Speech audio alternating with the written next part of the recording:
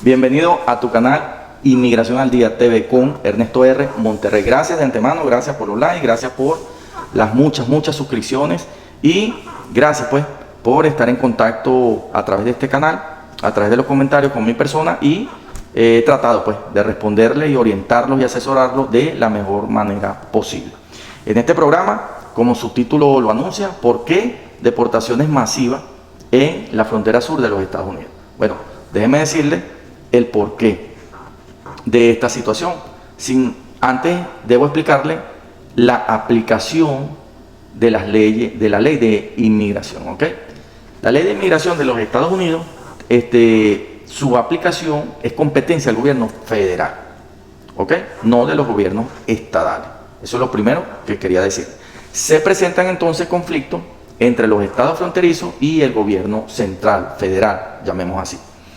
¿Por qué? Porque en los estados fronterizos, como Estados Unidos tiene un gobierno federal descentralizado y son autónomos, cada estado tiene sus leyes, sus principios, sus banderas, son autónomos. Ellos comienzan a tomar medidas cuando ven afectados sus intereses o los intereses del estado que gobierna. Por eso, ¿verdad?, es que el presidente Biden entró en conflicto con el gobernador de Texas, ¿verdad?, Greg Abbott. ¿Por qué? Porque a través de una orden ejecutiva, el gobernador de Texas, del estado de Texas, estado fronterizo, dio la orden de que realizaran deportaciones masivas. ¿Qué es deportaciones masivas? Que todo el que agarre la patrulla fronteriza, ¿verdad?, o agarren aquí en territorio estadounidense, tratando de pasar de las diferentes maneras, sea regresado a México, pues al otro lado, ¿de acuerdo? Y bueno, hay ahorita un conflicto de interés entre el gobierno federal y el gobierno estatal, porque el gobierno federal dice que esa es su competencia, que los gobernadores no pueden tomarse esas atribuciones.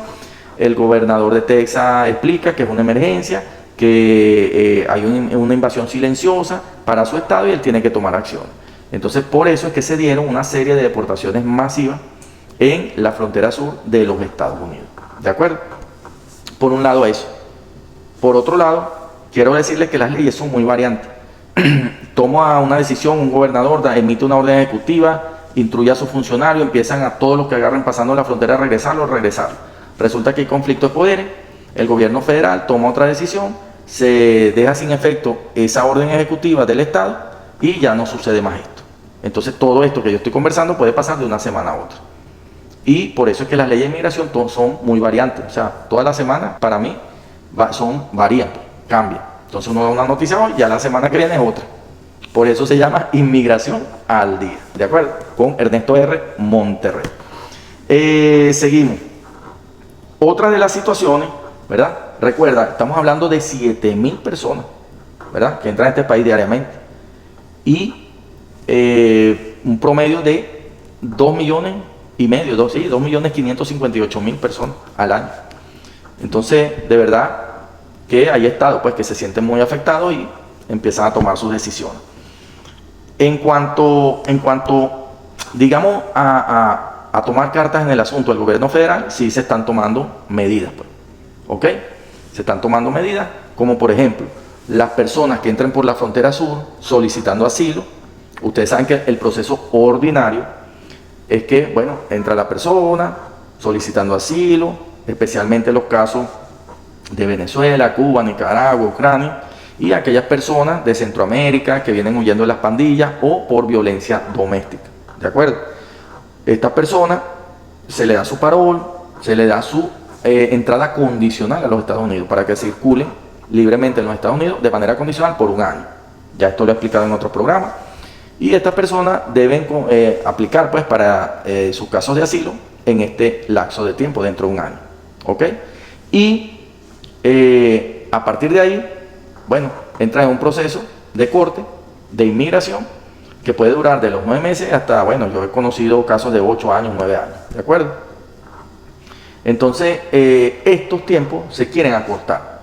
Entonces, otras de las situaciones que están entrando en un programa piloto, y por eso están regresando a más personas.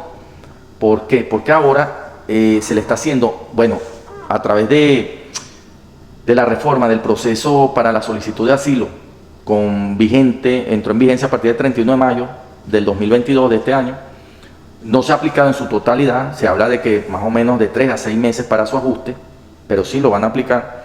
Pero ya en estados pilotos, hay programas pilotos, centros de detención piloto que lo están aplicando. Entonces, ¿en qué consiste este nuevo procedimiento? En que a usted lo detienen, ¿cierto?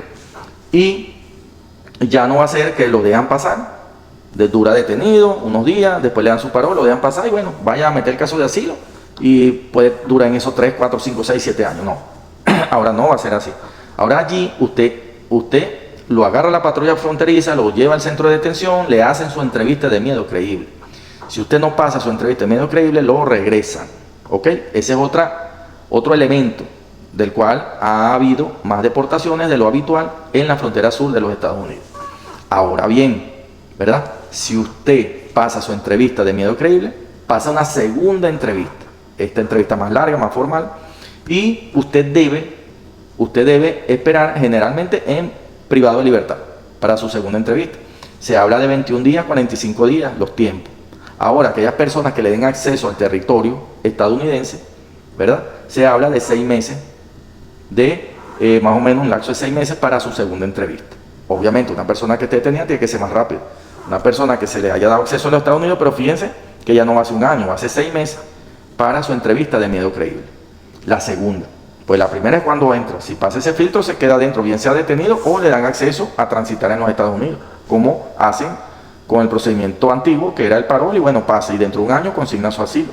A esta persona, bueno, pase, pero dentro de 6 meses, vaya a la oficina para su segunda entrevista. ¿De acuerdo? Ahora bien, el que no pasa la primera entrevista, lo regresa. ¿Ok? Seguimos.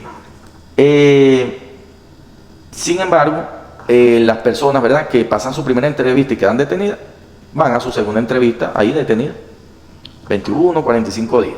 Si pasan su segunda entrevista, chévere, ya se considera que ganó el caso de asilo y espera su año dentro de los Estados Unidos para aplicar para su residencia, entre otros beneficios que tiene cuando usted gana su caso de asilo, como traer a algunos familiares, entre otras cosas que lo voy a explicar en el próximo video, por cierto, que voy a hablar sobre el asilo y algunos puntos, algunos tips que voy a dar también sobre inmigración al día, sobre algunos puntos para que estén al día con todos estos procesos legales, digamos así. Ahora bien, luego tenemos que aquella persona, ojo, aquella persona que le nieguen su segunda entrevista, ¿ok? Acuérdense que la primera entrevista es miedo creíble. El que no pase ese filtro, ¿verdad? No pasó. Pero el que pasó tiene la segunda entrevista, que ahí es que le van a aprobar o no el asilo, que es una entrevista más formal y más larga con funcionarios de UCIS. En esa entrevista, ¿ok? Si le dan el asilo, chévere, ya conversé sobre eso, pero ¿y si se lo niegan? Se perdió una batalla, pero no la guerra.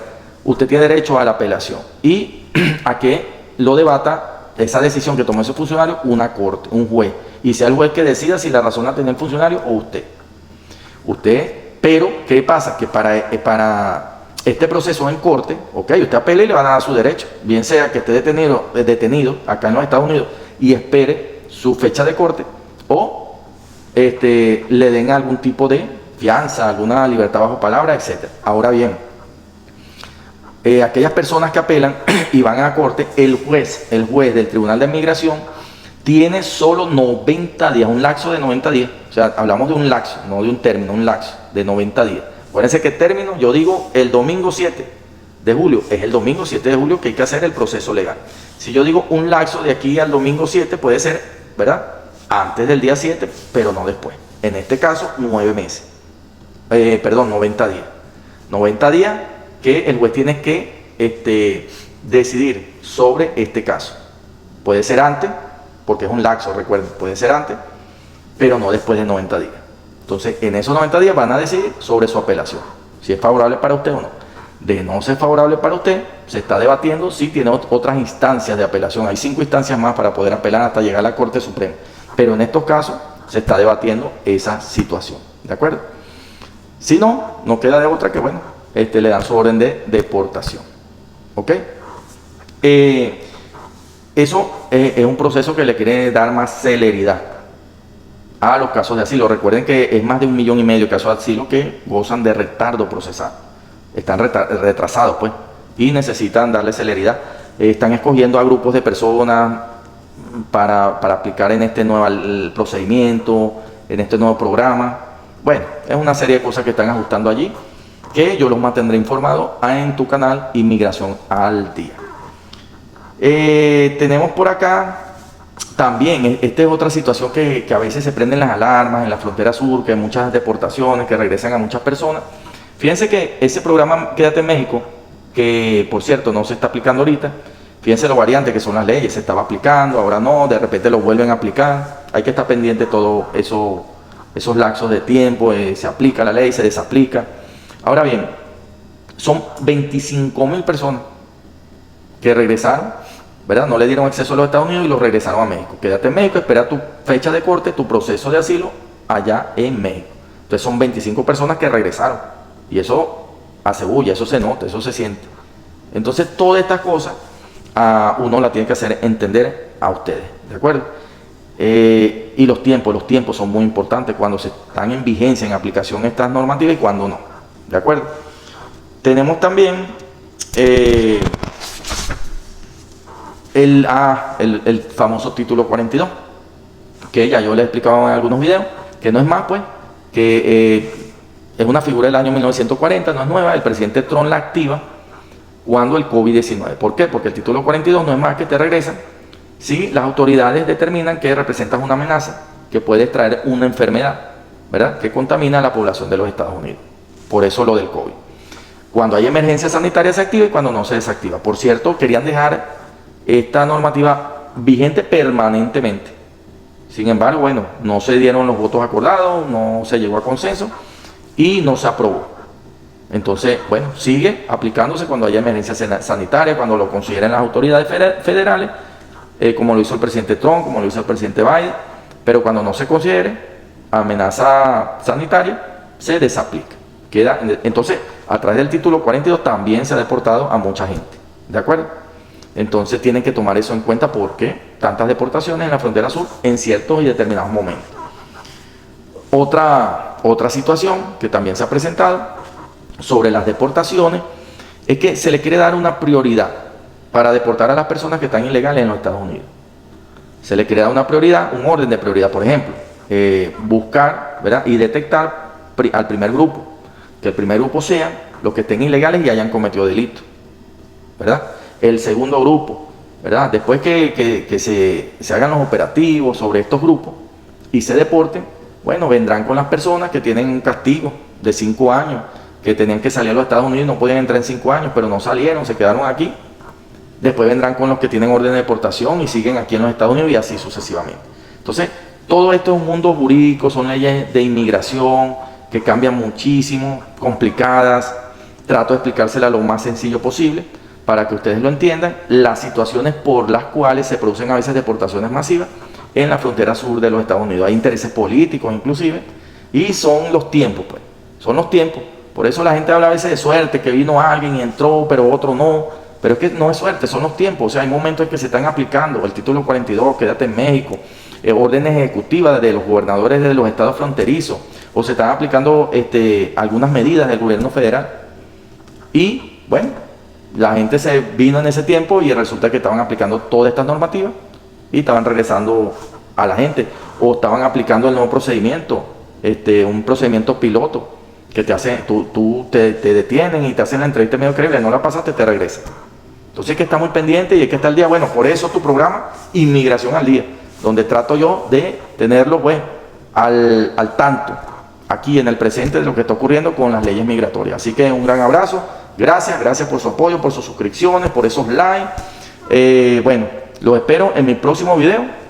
Voy a conversar sobre el asilo, cosas muy interesantes sobre el asilo y pequeños tips de actualidad sobre inmigración de la manera más sencilla, para que todos ustedes entiendan y para que estén pues preparados a la hora de conversar acerca de estos temas de inmigración acá en los Estados Unidos de América. Bye bye.